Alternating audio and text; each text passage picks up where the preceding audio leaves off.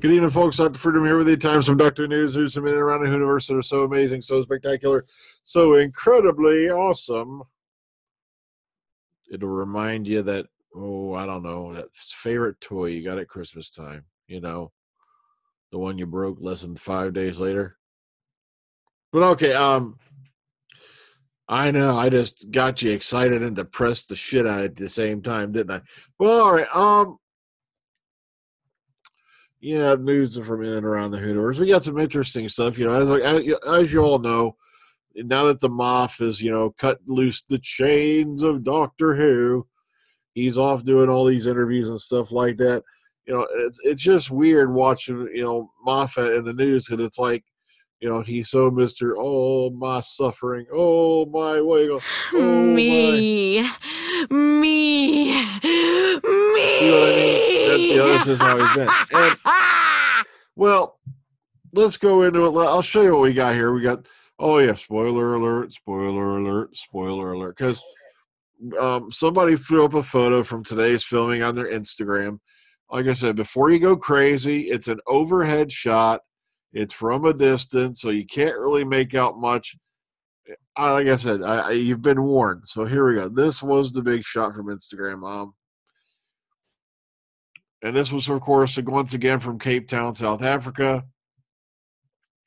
And this was on the Green Market Square. And I'm assuming this was from the other night, because from what we heard, they have already wrapped in town, and they're out shooting in the desert. And they were up on a mountain road, I guess, shooting something else after that. So this must have been from the last week. That's my guess, or earlier this week. I mean, so interesting stuff going on there. The lighting rig and all that. Yay! So. I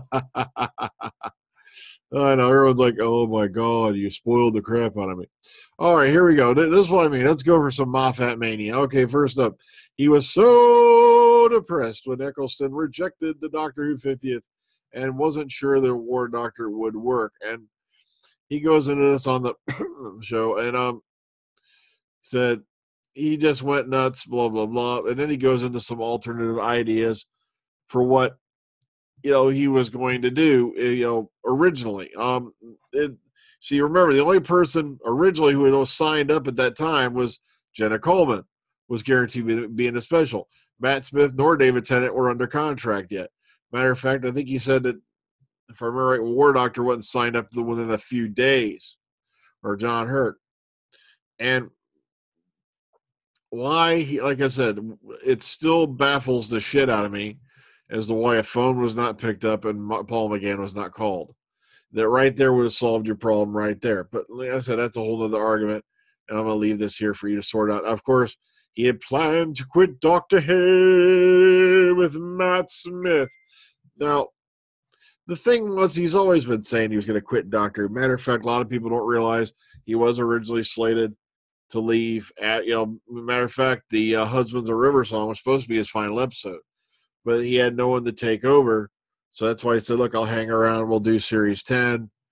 And then all of a sudden they found out Chibs wasn't doing the Christmas special. He goes, okay, I'll do the Christmas special for this year also. And then I'm out the door. So, and of course, links to the fan show and all that everywhere. Let's see. So once again, just some more stuff, you're finding out now that, the Moffat era is over. Also, the David Tennant season we didn't see, plus more revelations. Now, originally the way it was set up was when Tennant crash landed. Now, this is the 11th hour if Tennant had hung around. Tennant was going to crash land in Amy's front yard. And it was going to be the Doctor then. And then he was going to go find out, okay, wait a minute, basically I think I've met you before, blah, blah. Then he was going to go back in time, and it was going to be the younger Tennant for the rest of the season, and it would eventually lead up to that moment where he crashes into Amy's yard as a child. And then, it's around that time. Something like that. It's the whole description's in here. But that's why River's song said that, he looked younger than, and she recognized the Doctor as Tennant, because originally they didn't know David Tennant was going to leave. He mainly made that decision later on, to go ahead and leave with Russell T. Davies. but it was looking like for a while he was going to hang around and do Series 5, but it never came to fruition. So, and of course, here's one of the greatest mistakes of all time, the great Dalek redesign. Oh, man. And he goes into this, the fault resides entirely with me, not with the brilliant team who made the new Daleks. It was my mistake and a completely unnecessary one, he says. And basically, he just admits in this interview, oh, God, that was a bad idea. It did not work well whatsoever. So, once again, Moffat's now on the me train. Please pay attention to me now that I'm leaving. Please pay attention to me now that I'm going to be out of the public eye for a little while. Oh, that's right. Apparently, from what I heard, there's a rumor going on that he's going to Gallifrey 1. So, who knows? Also, yeah, we just found out this week also that PCAP's going to Regen Who in Baltimore. I thought that was amazing shit right there, man. Somebody's got $70,000 to shell out for the PCAP, man. All right. Jenna Coleman's surprise return was almost completely different. Originally, they wanted to have her appear like Nardole did, and something like along that line. And it would have just been at the end of the episode anyway. But the problem is Jenna Coleman's schedule. I'm checking. It's been kind of quiet around here lately. But okay, Jenna Coleman's schedule is so busy that they barely got to get her in front of a green screen to do this. And for what they're saying here, I believe Rachel Taylor dropped that also, that basically they got her. We couldn't get, here we go, quote. All right, quote, we couldn't get Jenna to our set.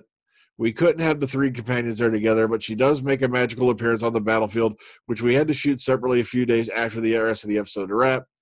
I love this. Here we go. Okay. Peter had to play to a tennis ball, and so did Jenna on a green screen later in the former Top Gear office in the middle of London with fire engines going by, Rachel Taylor recalled. So both of them had to find that whole history together. They're 2 years together with neither of them being together.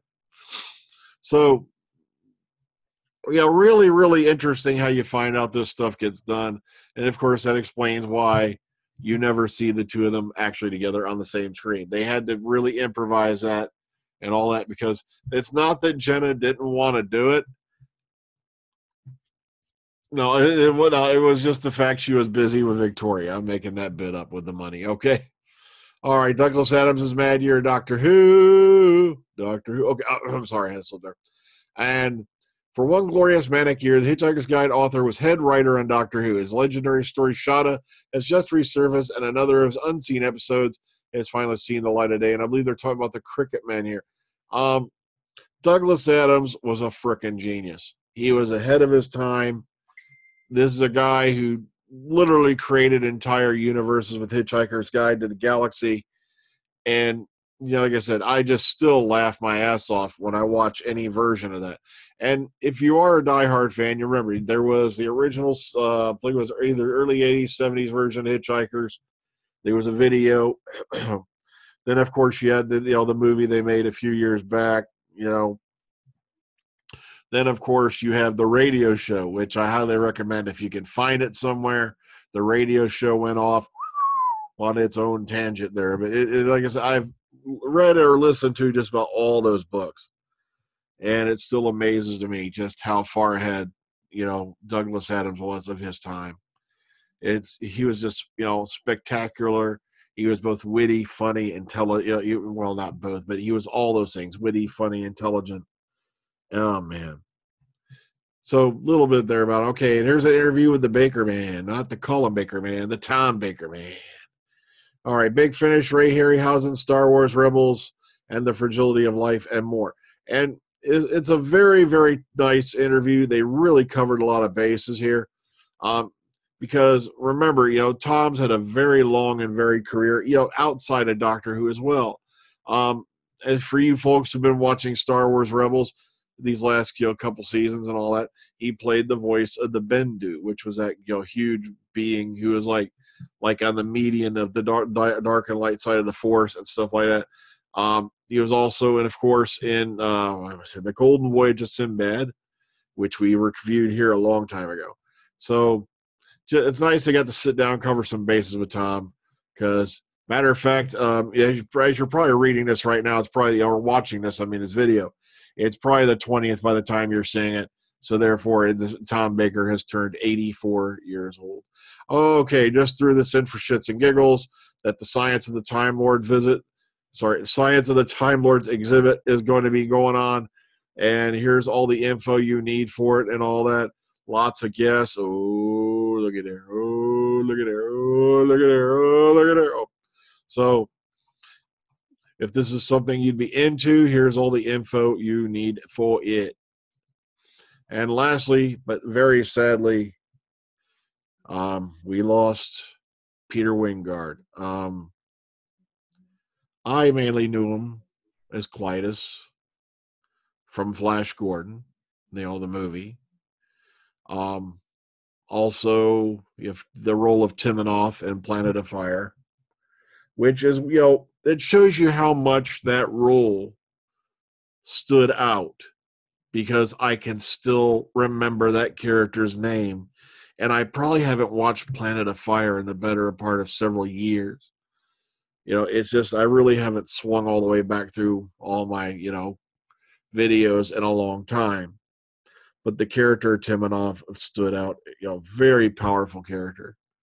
That one guy who's hanging out, still believing in, Wyngarde and all that stuff. And you find out it was all bogus. But also just an incredibly varied career, very well known over there. And he passed away on the 15th. Once again, amazing talent. It just seems like we're losing too many people, and it's too early in 2018 to start that shit, Mr. Reaper. Okay, so once again, remember, Ohio Who's coming up in October. All the info you need for it, you can find the links for it just above sources in the description box. There's a little section called Ohio Who To. Be sure to go check that out. Ticket sales, ticket price, all that stuff in there. There's also a link to the Facebook page if you want to go check it out as well. All right, folks. Well, I'm going to get on out of here, so take care. Ta-ta. Enjoy the rest of your day.